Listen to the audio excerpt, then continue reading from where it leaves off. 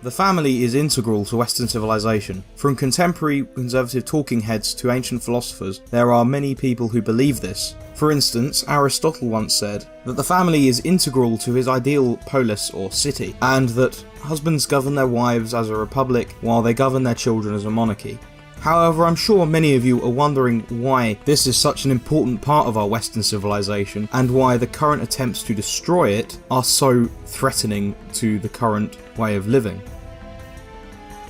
First and foremost in what we should be looking at, I think, is the outcome for children who are born into two-parent families and compare that with single-parent families. Now, it stands to reason that in a two-parent household there will be more ability to earn money and also to be able to secure a stable environment for a child, because if there's a single parent then there will be hours and hours where that child will be left unattended to and will probably just be left to his own devices. Now, one of the most disturbing things about single-parent households and how they have a negative impact on children is in their schooling. On average, single-parent children have one less year of education than those of two-parent households, which, as you would probably expect, influences the level of employment that these people have, because as you have more education, you are able to be employed at a higher level. In addition, single-parent children who have never had their parents married are 22 times more likely to be juvenilely incarcerated, which obviously impacts employment opportunities in the future as well as the stability of those people's lives. And as we all know, stability is very important to the development of a child, because without that it leads to issues in future.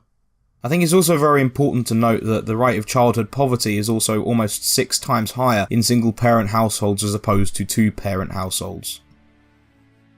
But it's all well and good me talking about the outcomes for children, because that's ultimately the benefit of family primarily. But I'm sure many people are asking, what about the adults? What about the wife and husband involved? How do they benefit? So we can look at this in a number of ways, but we're going to approach it in 2 today. The first one is that we're going to look at the comparative happiness of people in relationships and married in comparison to those who are single. As we can see here, the rate of happiness in single parents' households or single people in general is actually lower than both within marriages and within relationships. So I think it's very important to acknowledge this. But I think a larger topic at play is that a family will never leave you. You can lose your career in an instant over a tweet. We've all seen this, things like Donglegate, for instance. But a family will never leave you. You will always have your family because you are irreplaceable. Within the current society and within pretty much any society in human history, you are a replaceable cog in a machine. And while that isn't necessarily a bad thing, I think it's very important to have some part of your life where you are irreplaceable and one part where you are actually integral to the whole process. If you're young, healthy, energetic, have a career, it's wonderful to go out to work, but most women have jobs or end up with jobs, not careers, often because they've had children. The social change in the last 40 years has been enormous. Thanks to feminism in a way, but you can't say, oh, it's all wonderful, because the original feminists really didn't think about the children. And we saw a world of young, healthy, intelligent, striving women, and we didn't really honestly take much notice of those who were not like us.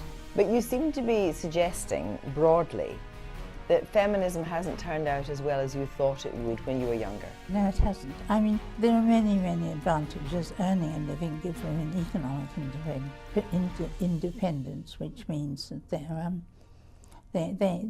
have freedom, they have power, they have all these things, but they have no rest, and they look tired, and they look exhausted, and I don't think feminism is wonderful for any woman under 30.